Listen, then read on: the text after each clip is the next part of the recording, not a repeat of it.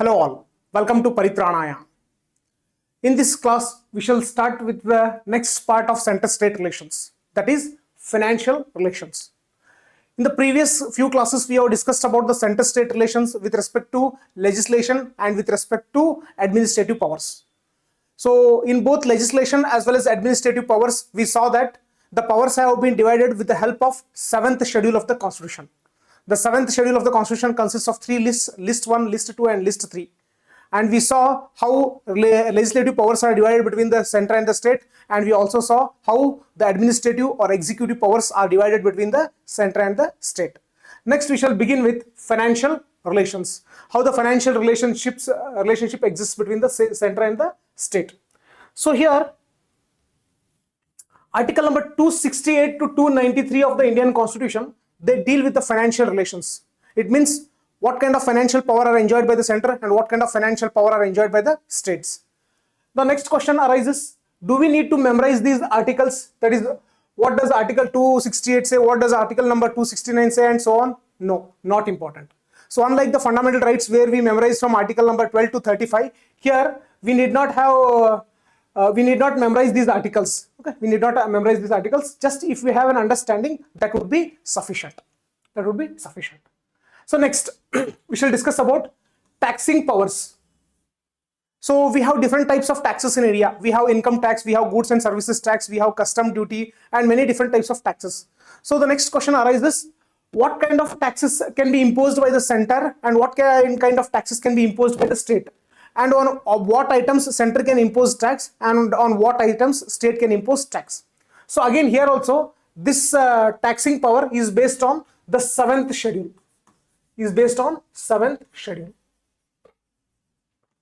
So in 7th schedule, we have list 1, which we also call it as union list, list 2, which we also call it as state list, and list 3, which we also call it as concurrent list. And we already know about few of the subjects which are present in these lists. For example, in union list, we have a subject called as currency. And in state list, we have a subject called as health. Next, in concurrent list, we have a subject called as education. So just I'll be discussing with the help of these examples. Okay,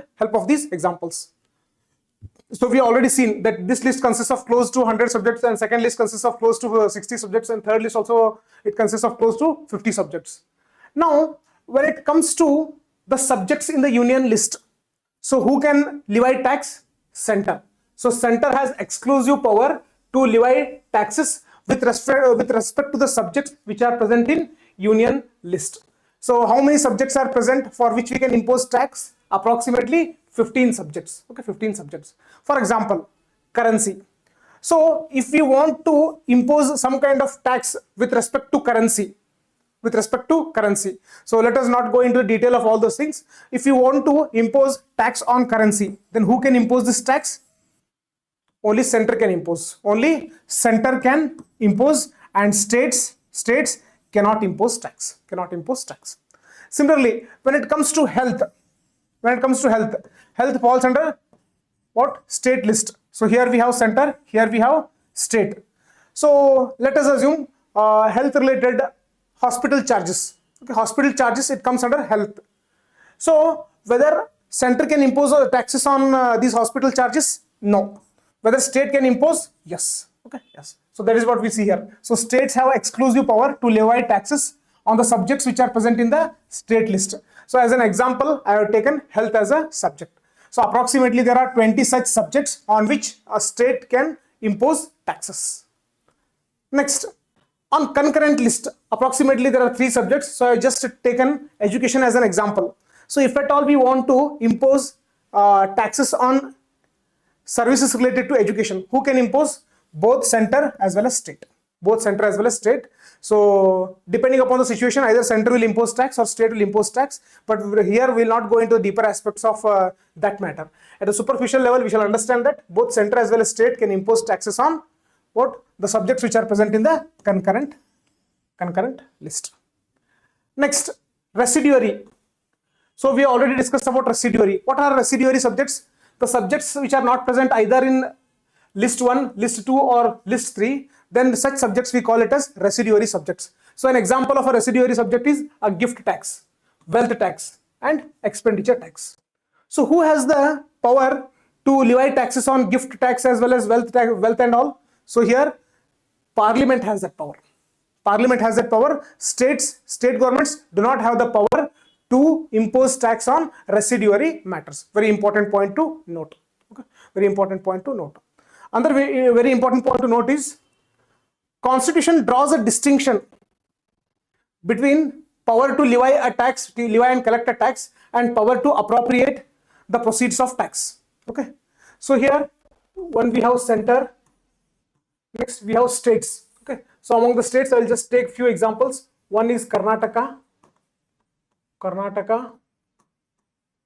Punjab, and Assam. Just to make our discussions easier, I have taken three states: Karnataka, Punjab, and Assam.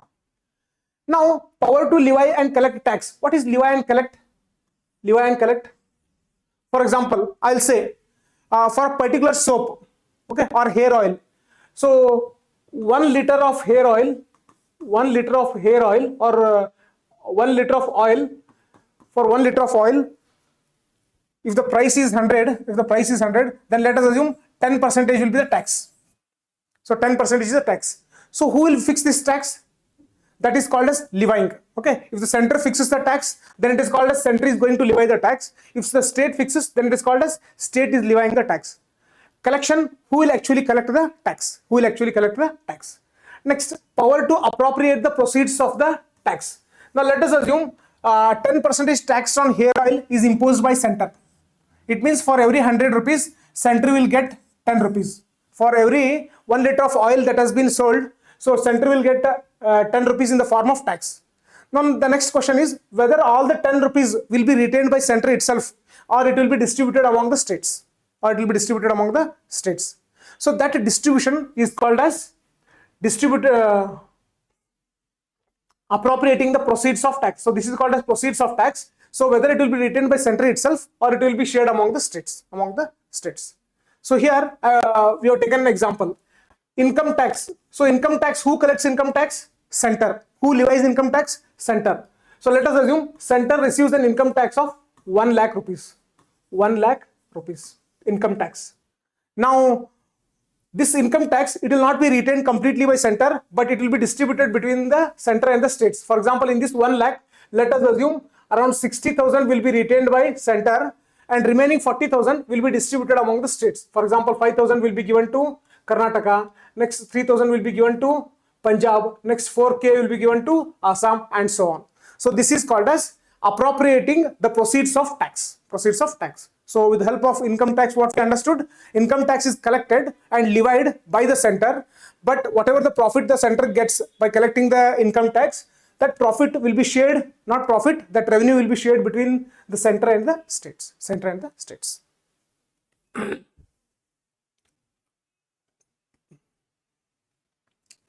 Next, we'll learn about the constitutional restrictions that are prevalent when it comes to taxing of states. So here just we shall discuss at the superficial level. So state legislature can impose tax. So generally whenever we want to impose tax, we need to pass a law. So state legislature has to pass a law. So let us assume Karnataka state legislature.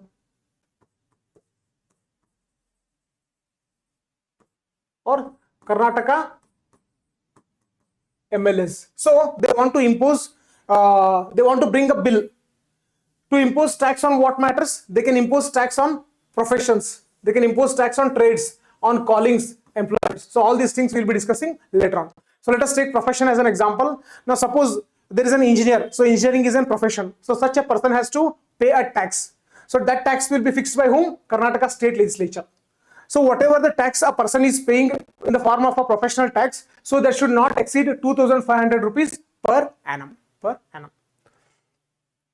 Next, a state legislature can also impose taxes on sale or purchase of goods. Okay, so goods it may be like example, it may be a pen, it may be a pencil, it may be a rubber, it may be sharpener, it may be oil, anything. So state legislature can impose a tax on sale or purchase of goods. But important here is it cannot impose a tax on newspaper, on sale or purchase of newspapers. Okay, very important.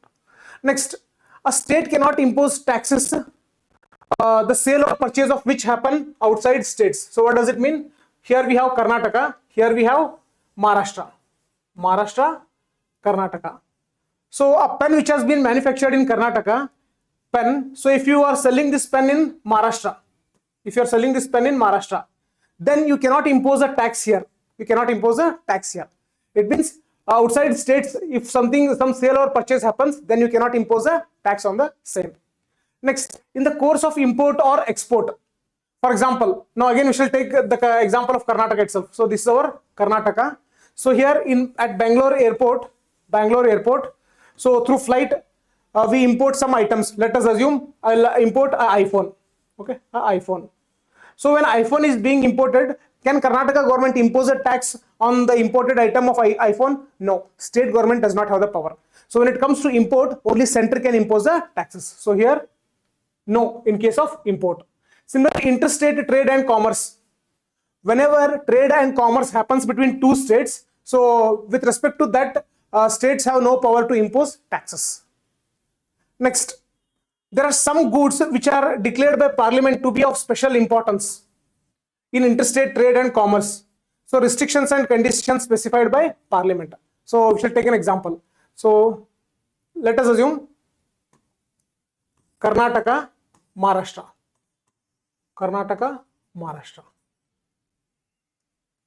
Let us assume a vaccine is there. So this vaccine has been declared by Parliament of special importance. Okay, special importance. So let us assume this vaccine has been manufactured by Karnataka and it is being sold to Maharashtra, sold in Maharashtra. So it forms part of interstate trade and commerce. So here in Maharashtra, when Maharashtra is imposing the tax, so it cannot impose taxes as per its wish. For example, for one bottle of vaccine, if it is imposing, let us assume 30% tax. So here, as it has been declared by Parliament to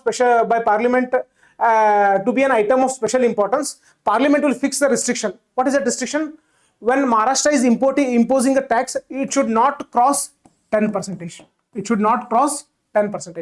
When such restrictions are imposed by the Parliament, then Maharashtra has to adhere to it and it can fix the taxes, but within the maximum threshold which the Parliament has mentioned. So here the maximum threshold the Parliament has mentioned is 10%. So Maharashtra cannot have 30% tax. It should be below 10%. So this happens only for the goods that have been declared by Parliament to be of special importance in the interstate trade and commerce. Next, consumption and sale of electricity, very important. So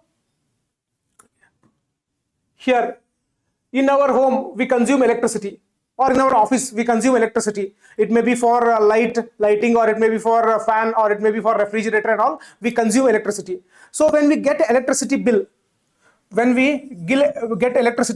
it consists of what? Charges means how many units we have consumed, based upon that charges plus taxes. So we are supposed to pay both of them. Charges plus taxes together we have to pay. So who has the power to impose taxes for consumption of electricity? Very important. State government has the power to impose tax for the consumption of electricity. It means every month when we pay the electricity bill, so in that electricity bill it also includes taxes. So to whom we are paying the taxes? We are paying the taxes to state government. So here there are some exceptions. What is that? When electricity is consumed by center or sold to center, so such consumption should not be taxed. In state. So what does it mean? So let us consider the example of Karnataka itself. Okay, Karnataka. So here in Karnataka we have a defense unit. So this defense unit belongs to whom? It belongs to center. So every month, so this defense unit which is present in Karnataka, it will consume electricity. So based upon that, bill will be generated, which consists of charges as well as taxes. So what does it say? So when defense every month when it is paying the bill, it will only pay the charges. It will not pay the taxes. Why it will not pay the taxes? Because whatever the power that has been consumed by the center, it cannot be taxed. It cannot be taxed. So the defense unit which is present in the state of Karnataka, every month it will pay the actual consumption charges. It will not pay the taxes to the state government. Okay, to the state government. Similarly, railways, whatever the electricity the railways consume, because the railways, they fall under central government. They are central government property. So, but in state, they consume electricity from the distribution companies of the states. So when they consume electricity, they pay the electricity bill. When they pay the bill, only the actual charges they will pay. They will not pay the taxes, because railways are exempted from paying the taxes to the states with respect to consumption of electricity. Okay, electricity. Next. So water or electricity stored, generated, consumed, distributed or sold. So here, an authority established by Parliament. So let us call this authority as A. I will call this authority as A. So there is an authority called as A. So what is the responsibility of A? For regulating or developing any interstate river or river valley. So what is interstate river or river valley? When the river flows through more than one state, then we call it as interstate river, or and the valley it encompasses, that is called as river valley. So let us take Kaveri as an example. So Kaveri river, so it passes through multiple states, that is Karnataka, Kerala and Tamil Nadu. Tamil Nadu as well as Puducherry, Now, Parliament has established an authority called as A. So what is the job of A? Regulating or developing any interstate river or river valley. So let us assume responsibility of A is to regulate the flow of water which is present in river Kaveri. Okay, river Kaveri. So when it is regulating the waters of Kaveri, then it involves some dams and also dams, reservoirs, etc. So when it has dams and reservoirs, then with the help of these dams and with the help of these reservoirs, this A is also involved in producing electricity. So such water or electricity stored, which water or which electricity stored? Water stored or electricity stored or sold by the authority which is establishment by Parliament, that is A. So it cannot be taxed. So if at all you want to tax, this A, suppose state government wants to impose tax on A, then what it has to do? So it has to pass a law, and that law has to be reserved for President's consideration. So what does it mean? Normally the entity A cannot be taxed, but if at all you want to tax A, then what you have to do? You have to pass a law and take the permission of President. Only after getting President's consent you can tax A, otherwise you cannot tax A. So who is that A? A is an authority established by Parliament. So what is its job? Regulating or developing any interstate river or river valley. Okay, river valley.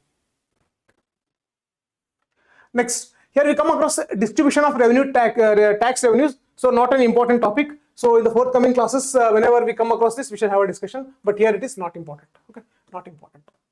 Next, distribution of non-tax revenues. It means what are the sources of revenues for center and state government? We shall just look into it. So here we have center,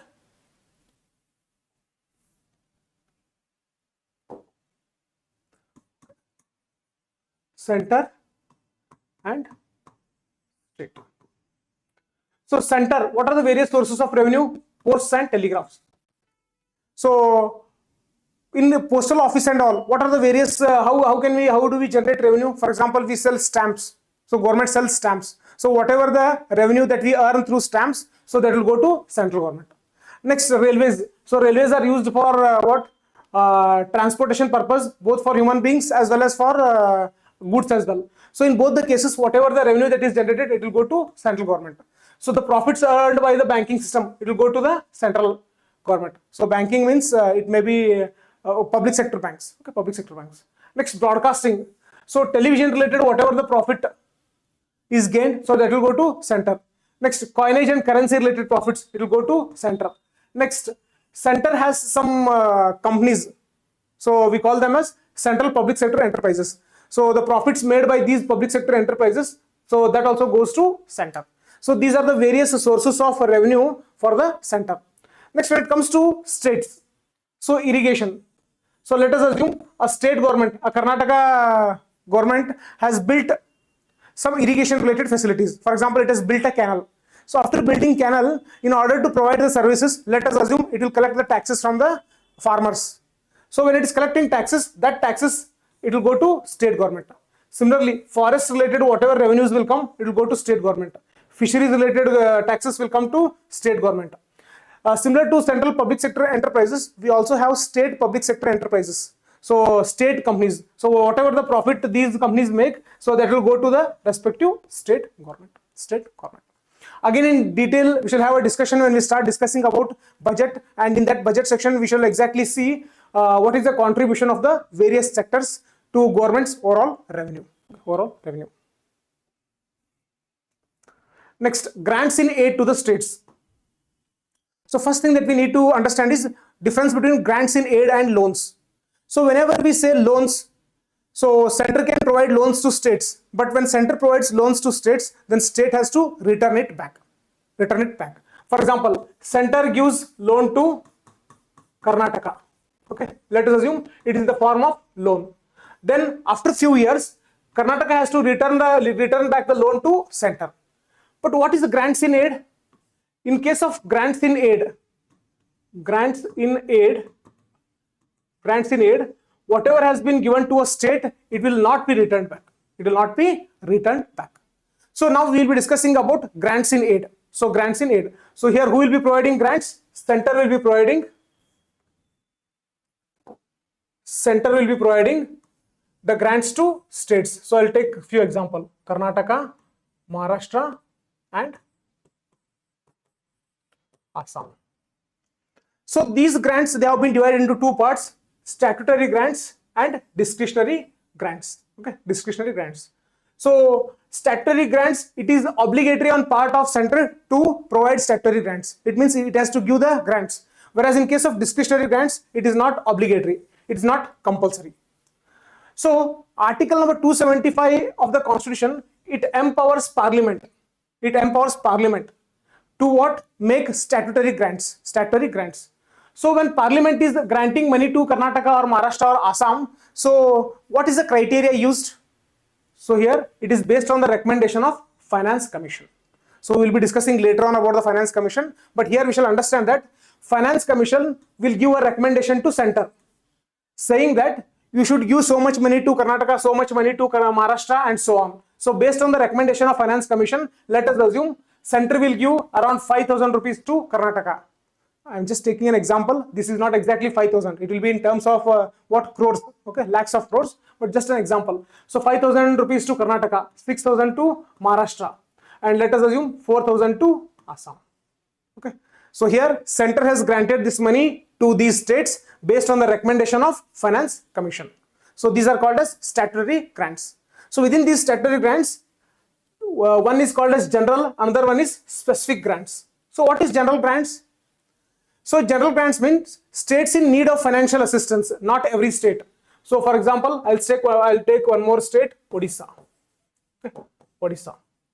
So here center will give the funds to the states, only those who are in need, not necessarily to every state. So in this example, we have provided the funds to Karnataka, Maharashtra and Assam, but we have not given any kind of grants in aid to Odisha because Odisha does not require funds. One. Next, states in need of financial assistance, not every state. Next, different sums for different states. So statutory grants, it is not necessary that every state should get equal amount. So for example, Karnataka has got 5,000, Maharashtra has got 6,000, Assam has got 4,000. So there is no uniformity.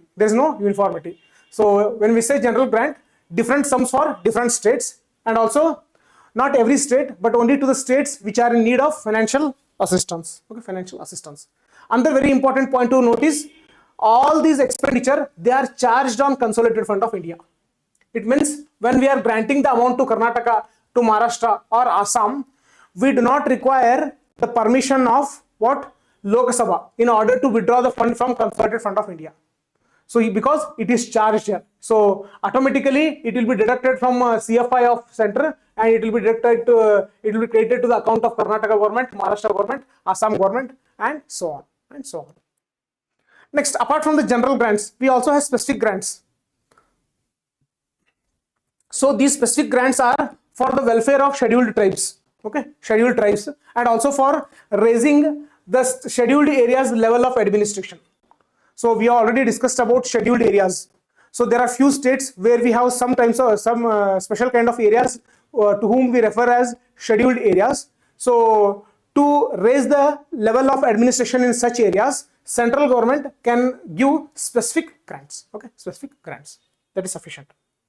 Next, discretionary grants. So who can provide discretionary grants? Both center can provide a discretionary grant as well as states can also provide discretionary grants for any public purpose, for any public purpose. Okay. Next, here very important point to remember is even if not within their legislative competence. So what does it mean?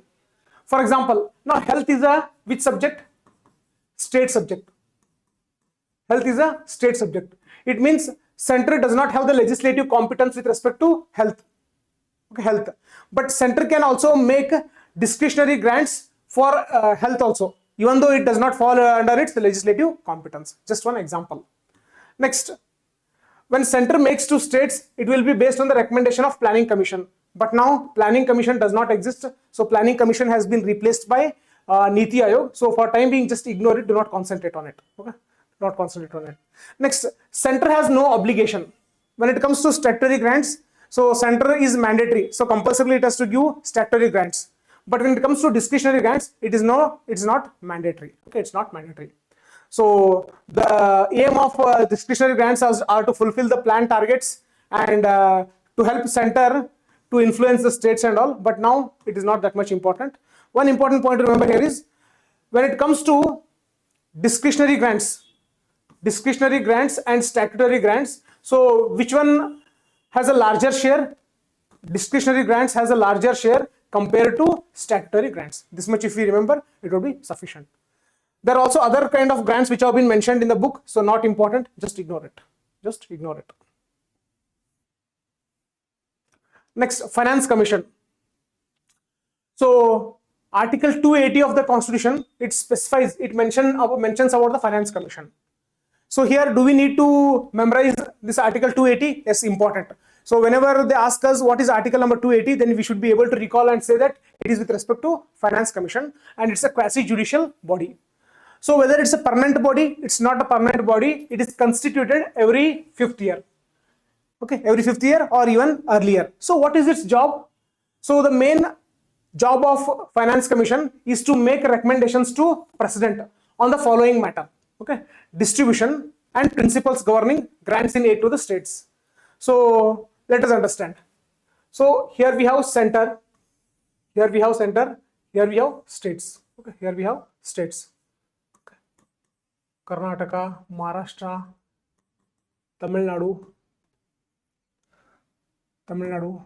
Assam, so on, West Bengal. Okay. Let us call it a state number 1, state number 2, state number 3, state number 4, state number 28. So Finance Commission will make two types of recommendation to center. One is about vertical devolution. Okay, vertical devolution. So first I will speak about vertical devolution. Vertical devolution. What is vertical devolution? Among the total revenue which is received by the center, let us assume center receives 1 lakh. 1 lakh as a revenue. So how much part it has to share with the states? So the recent Finance Commission recommendation is that 41%. It means if center has received 1 lakh rupees, in that 1 lakh rupees, 41,000 rupees it has to transfer it to states. 41,000 it has to transfer it to states. So this is called as vertical devolution. So who recommends it? Finance Commission. So this is called as vertical devolution. One more we come across, that is horizontal devolution. Horizontal devolution. What is horizontal devolution? So among the 1 lakh tax which the center has got, 41,000 it will share with the states. But within this 41,000, how much amount should Karnataka get? How much amount should Maharashtra get? How much Tamil Nadu should get? How much Assam should get? How much West Bengal should get? Okay, so this is called as horizontal devolution. So in this 41,000, 2,000 will go to Karnataka, 1,000 will go to Maharashtra, 3,000 will go to Tamil Nadu. So in this fashion, whatever the distribution we are doing, so this is called as what? Horizontal devolution. So who makes the horizontal devolution? Finance Commission. How much we have to pay the taxes overall, vertical devolution, that recommendation is also made by Finance Commission. How much states should get a share, so that horizontal devolution is also made by Finance Commission. Okay, Finance Commission. So while making this horizontal devolution, it will consider many factors, many different factors. For example, population of a state. Okay, it may be population of the state, it may be area of the state, or it may be forest cover of the state. So in this fashion, it takes into account many different criterias, but for a time being, we will not be looking into the criterias. Okay, here at a superficial level, we shall understand that the job of the Finance Commission is to what? Recommend the vertical devolution and to recommend horizontal devolution. Okay, devolution. And apart from that, as we saw, grants in aid. Previously, we discussed about different types of grants, statutory grants and discretionary grants. So on what basis those grants have to be provided, even those principles will also be what? Recommended by Finance Commission. Okay, Finance Commission. Apart from that, it will also make recommendations to augment the fund of panchayats and municipalities.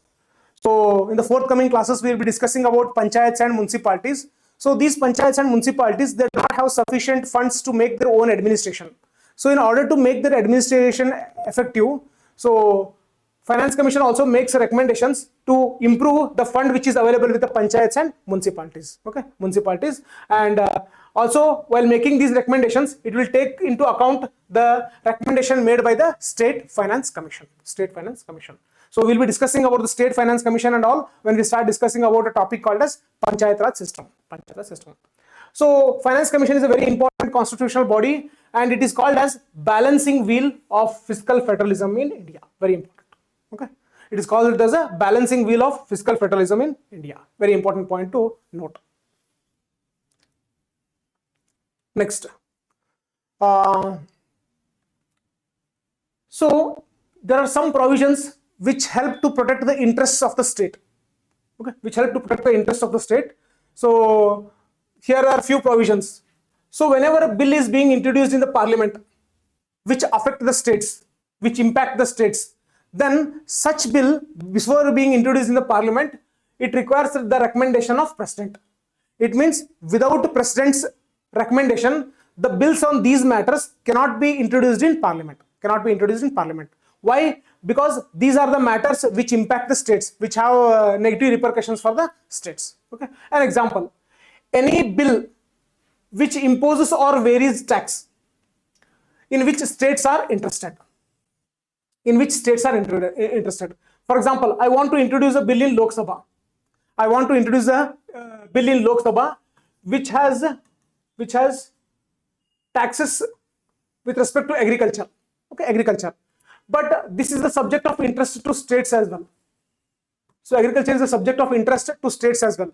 So in this case, whenever we want to introduce a bill in Lok Sabha, before introducing, we require president's permission. Why we require president's permission? Because this is a matter in which states are also interested. Okay, states are also interested. So here we shall not go into the deeper aspects of what exactly is the meaning of states are interested. Just at the superficial level, we shall understand that in whichever matter states are interested, on such matter, whenever parliament wants to bring a law, then it has to what? Seek the recommendation of the president. Next, whenever parliament is trying to vary the meaning of the word called as agricultural income, then also it requires the recommendation of president before introducing such kind of bill. Next, if it affects the principles of money distribution to states, for example, now already we have seen, so center will distribute some of the taxes with the, or share taxes with the states. So when we are sharing taxes between the states, then there will be some formula. So whenever we want to alter that formula, whenever we are altering that formula with the help of a bill in the parliament, then such a bill requires a recommendation of president. Okay. So here need not worry about this term. Net proceeds. So this is important. So many times this term appears, net proceeds. So what is net proceeds? So let us assume we have collected 1 lakh tax, 1 lakh as tax. But in order to collect this 1 lakh tax, let us assume 10 people were involved. Okay, 10 people are involved, and their salaries and other expenses, it comes to totally 10,000. Okay, 10,000. So what is the net proceeds? Net proceeds is 10 lakh, 1 lakh minus 10,000. Why 10,000? Because 10,000 we have spent in the form of salary and other expenses. So the net proceeds is 90,000 rupees. Okay, 90,000 rupees. So this is called as net proceeds. Net proceeds. Next, very important. So borrowing by the center and the states. So what is borrowing? When they want to take loan. When they want to take loan. So I'll take first center, next state. So inside, outside. Inside, outside. So inside means inside India, outside means outside India. Similarly for state. So can center borrow loan within India? Yes. Can states take loan from within India? Yes, it can take. Can center borrow or take loan from outside India? Let us assume from country called as USA. Yes. Can state, let us assume Karnataka state, can it borrow or can it take loan from other country from outside India? No, it's not possible. Okay, it's not possible. So when center is borrowing loan either within India or outside India, it has to give some kind of guarantee. So what will be that guarantee? That guarantee will be Consolidated Fund of India. Security of Consolidated Fund of India. Next, now let us assume some person, let us assume person A from India, he wants to borrow money. He wants to borrow money, but nobody is willing to give him loan. Nobody is willing to give him loan. In such scenario, center what it can do? It can give guarantee, saying that okay, you can give loan to person A. If person A does not return it back, then we are responsible for it. Okay, we are responsible for it. So when it is giving guarantee also, on what basis? On the guarantee on the basis of Consolidated Fund of India. Similarly, can state government give guarantee? Yes, state government also can give guarantee. Guarantee to a person who is borrowing loan. Okay, to a loan. But here, the guarantee will be based on state's consolidated fund. So here it is Consolidated Fund of India. Here it is Consolidated Fund of State. In all these cases, how much amount center can borrow? How much amount center can borrow? It is not unlimited. It is within limited. So within the limits that have been fixed by Parliament. It means center does not have unlimitable power with respect to borrowing. It has certain limits. So within those limits itself, it can borrow. For example, if we fix that it cannot borrow beyond 1 lakh. 1 lakh crore, then it means center cannot borrow for more than 1 lakh. Similarly, at the state level, so state legislature can fix the limit, and within that limit, the state has to borrow. Very important. Okay. So central government can make loans to states. So central government. So let us assume Karnataka state. So central government can give loans to state. So once they get loan, later on they have to return it. Next, sometimes let us assume there is some bank, SBI.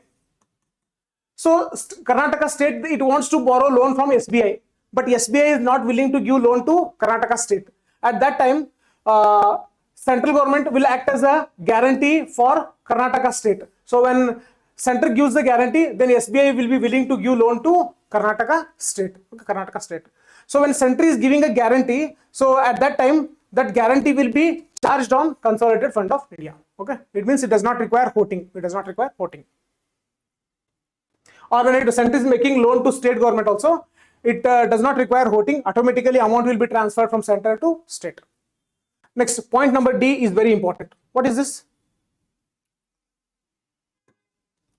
So let us assume Karnataka state. One more state I will take, Maharashtra. Maharashtra state. Okay, state. So here we have center.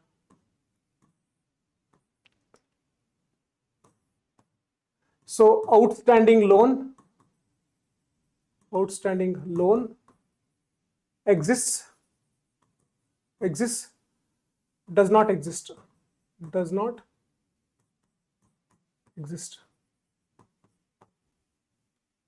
So what does it mean? So I have taken an example of Karnataka state and Maharashtra state. So here Karnataka has taken loan from the center, Let us assume it has taken 1 lakh rupees, 1 lakh rupees. So already it has returned around 50,000. So balance is 50,000. Let us assume outstanding amount is 50,000. But Maharashtra state, it does not have any outstanding amount with the center. Whatever the loan the Maharashtra state has taken from center, already it has returned it. Okay, already it has returned it. Now a scenario has arisen wherein Karnataka wants loan. Karnataka also wants extra loan, and Maharashtra also wants to take loan. Okay, wants to take loan. Let us assume they want to take loan from SBI. They also want to take loan from SBI. Let us consider this scenario. Now, Karnataka, when it wants to take loan, it has to take the permission of center. Why it has to take the permission of the center? Because already Karnataka state owes some outstanding amount to center. That is why when it wants to borrow additional amount, it has to take the permission of the center. But when it comes to Maharashtra, it does not owe any money to the center. So when it wants to take extra loan, here permission not required. Permission not required. Okay, very important. So when a state owes a loan to the center, then in that case, when the state wants to borrow extra amount, then it has to seek the permission of the center. If a state does not owe anything to the center, then while borrowing the loan, then it does not require any permission from the center. Does not require any kind of permission from the center. Okay. So if there is outstanding part with respect to loan or guarantee, so states cannot raise loan without the consent of the center if there is an outstanding part. So this example helps us to understand it clearly. Okay, clearly. Next, intergovernmental tax immunities. So just we shall understand at the superficial level, not for deeper aspects. So center, state. Okay. So let us assume property of center. So property of state. So here center's property, it cannot be taxed by state. Similarly, state's property, it cannot be taxed by center. So just understand this at the superficial level. So when we say property, it can be movable or immovable. So an example of immovable properties, land. An example of movable properties, let us assume car. Just to make our discussions easier. So there are certain taxes which are exempted. So few of the center's properties are exempted from state's taxation. Few of the state's taxation are exempted from center's taxation. But there are exceptions. What are those exceptions? A corporation or a company is not immune from exemption. It means center has a company. Let us assume NTPC. Okay, NTPC is the central government's company. So when it is a corporation, it cannot be exempted. So NTPC has to pay the taxes to the state. Okay, it has to pay the taxes to the state. Only at this superficial level you understand, that would be sufficient. Similarly, as we discussed, few of the state properties are exempted from center's taxation. Okay, center's taxation. But here again exception is corporation and companies, they are not exempted. They will be taxed by the center. Next, effect of emergencies. So in the forthcoming classes, we will be discussing about 3 different types of emergencies: national emergency, president's rule, and financial emergency. So in those topics, we will be discussing in detail. But here at the superficial level, when national emergency is in operation, for example, let us assume national emergency is in operation from January 1 to January 30. So constitutional distribution of revenues between center and the states. For example, if center receives 1 lakh, then in that 1 lakh, it has to give 60,000 to states. It has to give, 41,000 to states. Normally, center has among the 1 lakh taxes which it has received, it has to share with the states how much? 41,000 rupees. But from January 1 to January 30, there is a national emergency. So during national emergency, President can modify the constitutional distribution of revenues, and he can even reduce or cancel the transfer of finances. So what does it mean? From January 1 to January 30, what President will say? So instead of 1 lakh, we'll just transfer 10,000 to states. So it means we have reduced the transfer. Previously it was 41,000, but now we have reduced it to just 10,000.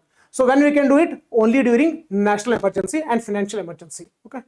So every month we are supposed to transfer 41,000, but now every month we will start transferring only 10,000. So how long it will continue?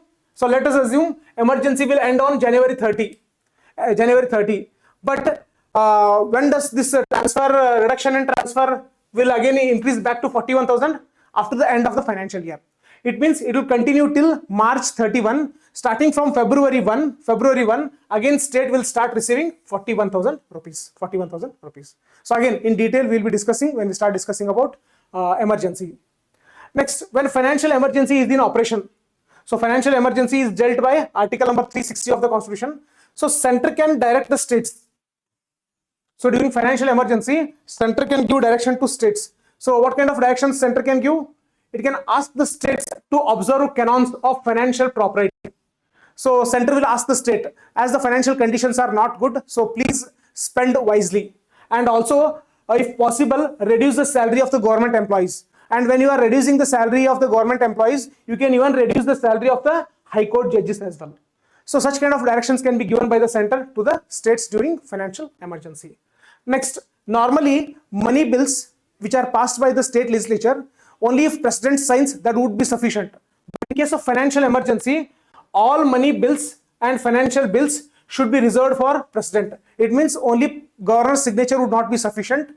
After receiving the president's signature itself, that law will come into operation. Okay. So these are the various limitations which will be imposed on the state during financial emergency. Again, in detail we will be discussing when we start discussing about emergency topic. Next, trend in center-state relations. So till 1967, if you look, then the government which existed at the center was of Congress. Next, at all the states, also majority of the states, they had Congress government. But after 1967, what happened?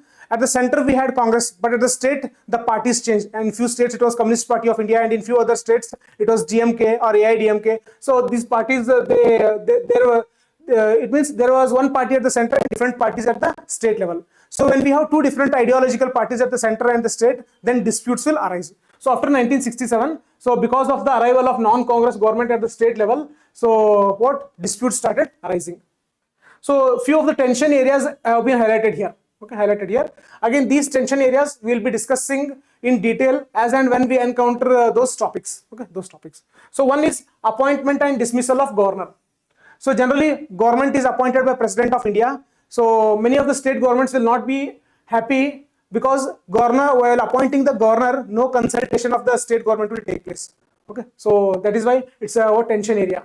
Next, disciplinary and partisan role of governor. So as governor is appointed by the president, generally the governor will represent the ideas of the central government. So he will be trying to impose his ideas on the state. So again, this will lead to tension between the center and state. Next, during imposition of president's rule. So generally the most misused provision of the constitution is president's rule. So sometimes there will be no need of such a situation, no need of president's rule, but still center will impose president's rule so that it can implement its ideas. So again, that leads to a kind of tension in center and state relations. Next, deployment of central forces. So maintaining law and order is a responsibility of state, but sometimes in order to bring the state under control, so center will deploy its central forces. So again, this is the kind of tension area in the relationship between the center and the state. Next, generally bills have to be signed by governor, but most of the bills will be reserved for president's signature.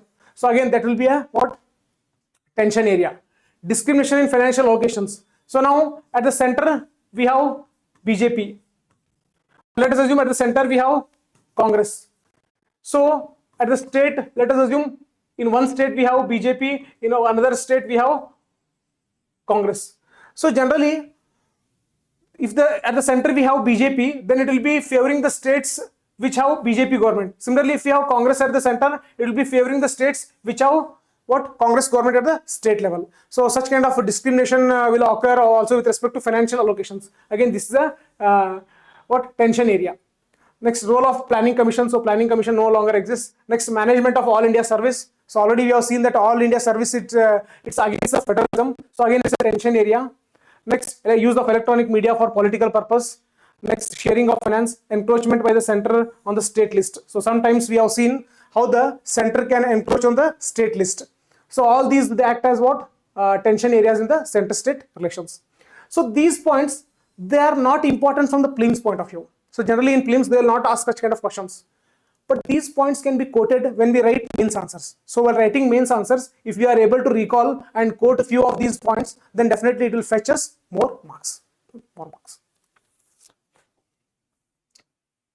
Next, in order to overcome the tension between the center and the states, so various commissions were formed. So among one such commission is Administrative Reforms Commission. So central government appointed the Administrative Reforms Commission in 1966 under the chairmanship of Morarji Desai. So UPSC generally focuses on such kind of question. So under whose chairmanship Administrative Reforms Commission was formed? So it was formed under the chairmanship of Morarji Desai and later by K. Hanumantayya.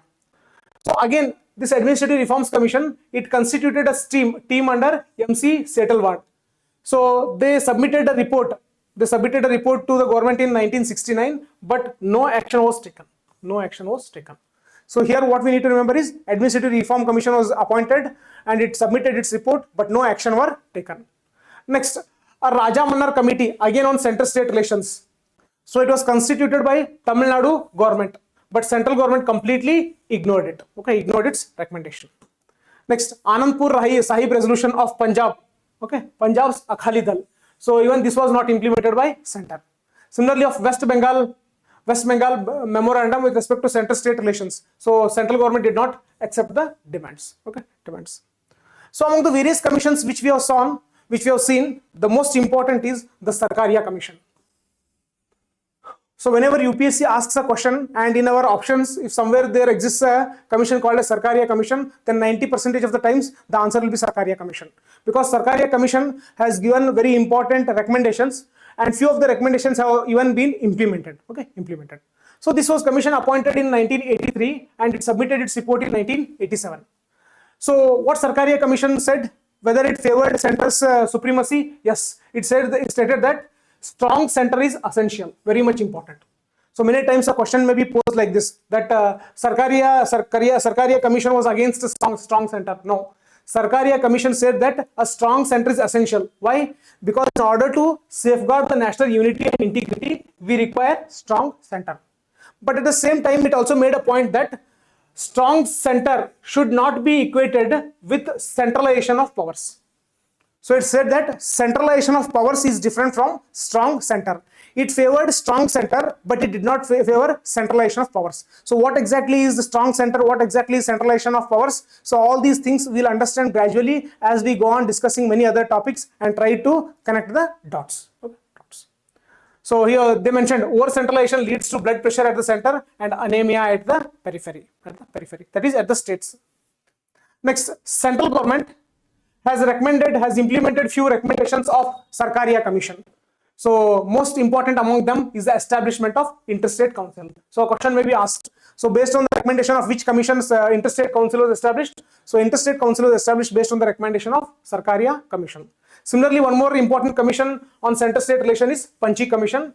So again, here the points related to Panchi Commission are not important. Okay, are not important. So in this class, we discussed about what? Financial relations. So here we came to an end of what? The topic called as center-state relations.